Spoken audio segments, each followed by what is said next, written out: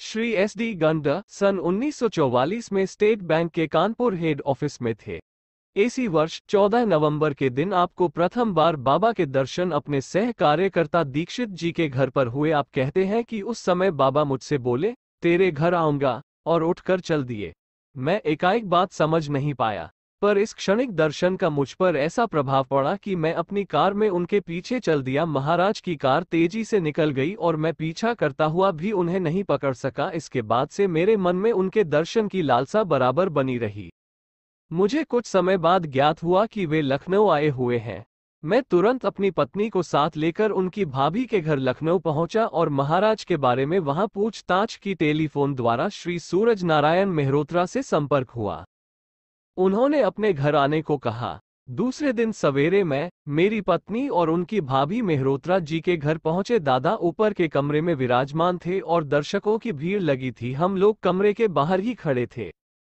बाबा ने एक एक कर सबको विदा कर दिया और हम लोगों को अंदर बुला लिया। सर्वप्रथम बाबा ने मुझसे कहा, तू जो चाहता है मांग ले। मैंने केवल उनके आशीर्वाद की कामना की। फलतः बोले, तू उनकी कृपा सदा मेरे ऊपर बनी रही। वे फिर भाभी से अपने पति के बारे में व्यर्थ चिंता किया करती है। चिंता छोड़ दे, सब ठीक हो जाएगा। अंत में वे मेरी पत्नी से बोले, तू पहले से ही सोच कर आई है, पूछ क्या पूछना है। वे चुप रहीं। बाबा ने फिर पूछा, ये इस पर भी चुप रहीं। बाबा ने एक बार और पूछा। जब ये इस बार भी नहीं बोली तो वे कहने लगे, अच्छा तेरे घर आकर मिलेंगे, तब बताना। इन्होंने मन में यह निश्चय कर रखा था कि ये वाणी से अपने प्रश्नों को व्यक्त नहीं करेंगी और बाबा का उत्तर एकांत में सुनना चाहेंगी।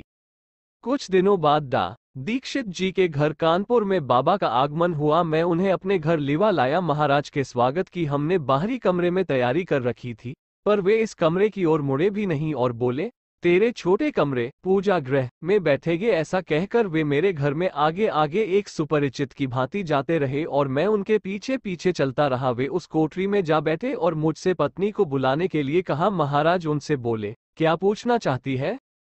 वे अब भी चुप्पी साधे रही। बाबा ने बोलना आरंभ किया और वे 10 मिनट तक बोलते रहे और उनके समस्त प्रश्नों का सविस्तार उत्तर देते चले गए। अंत में वे बोले, यदि कुछ और रह गया हो तो बताओ। वे स्वभावतः फिर भी चुप रहीं, पर इस बार उनके मुखमंडल